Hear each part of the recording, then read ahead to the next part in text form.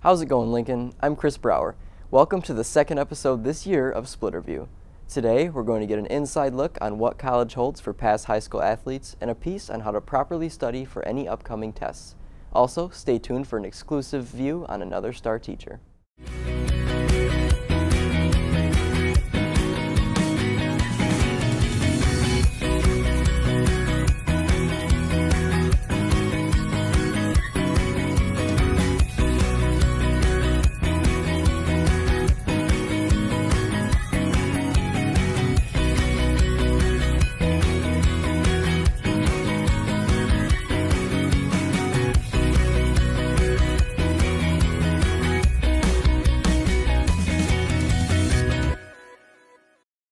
Do you ever wonder what happens to graduated athletes when they go to college? Well, in Bina's all-new segment of Where Are They Now, we find out.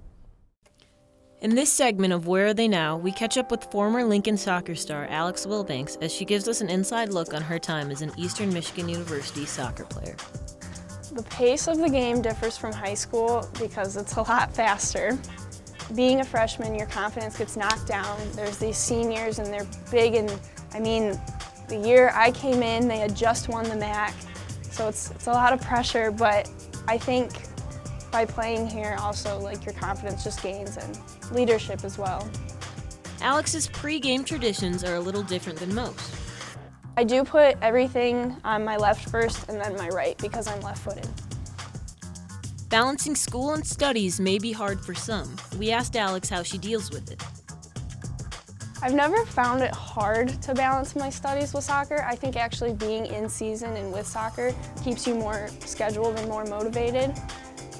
College brings change. We asked her what she's changed about herself and the way she plays the game. As being a sophomore, every year you grow in confidence and just your abilities to play.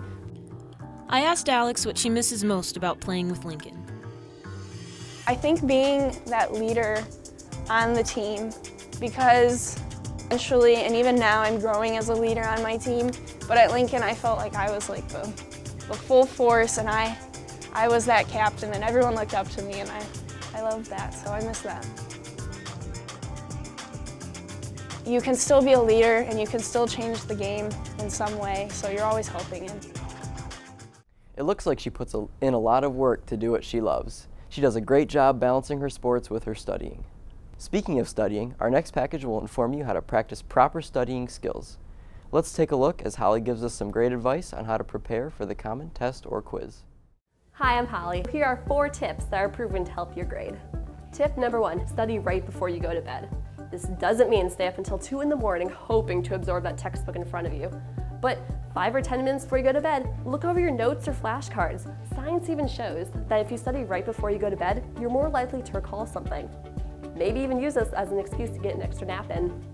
Tip number 2, make flashcards. When I was in biology last year, I would make flashcards using study guides and worksheets.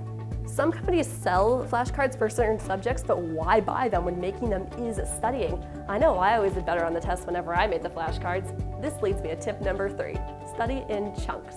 Take these flashcards around school. Study 5 during lunch, 10 during passing time, 15 before sports practice. Even just briefly looking at these cards before you watch that episode of The Walking Dead is better than no studying at all. It all adds up. Hopefully these tips help. And remember to always eat a healthy breakfast before the day of the exam. Or at the very least, be sure to grab something to go. Good luck on your exams, Lincoln. Well, I don't know about you guys, but I feel extremely prepared for any future tests. I'm not much for cramming because I have such great teachers that I feel naturally prepared. We have such great teachers at Lincoln, which brings us to our final segment on this episode of Splitterview. Let's take a look. Hi, I'm Mrs. Huber, and I'm this week's featured teacher.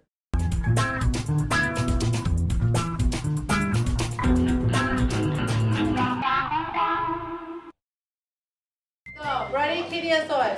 Hoy es martes.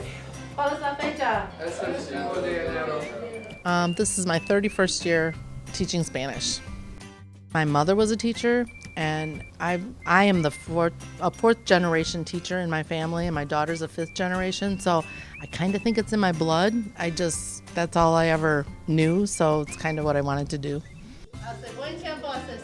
High school, I was the band geek, if I can say that. I don't know, can I? But I was very studious and just did my work, and I had a lot of friends in band, and that's just what I did.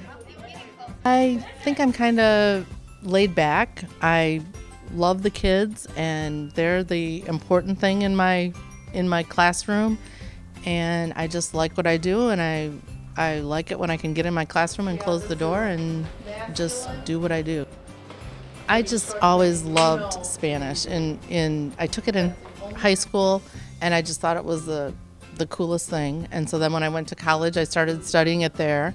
And my junior year of college, I went to Spain, and by the time I got to Spain, it's like I knew that's exactly what I needed to do. So I just think it's cool to be able to speak another language, and I always have. Hi, thanks for having me as your featured teacher. As I said before, Lincoln has some incredible teachers. I love seeing a different side of them on every teacher feature. Well, that's all the time we have this week. I hope you enjoyed the show. I'm Chris Brower. Follow us on Twitter @SplitterView for weekly updates. Also, be sure to hashtag What's in Your Parking Lot to be featured on a new segment of the show. Have a great day, Splitters. It's not recording. There's no red light on the thing. Okay. Oh, okay. Lol. All right. Let's do it.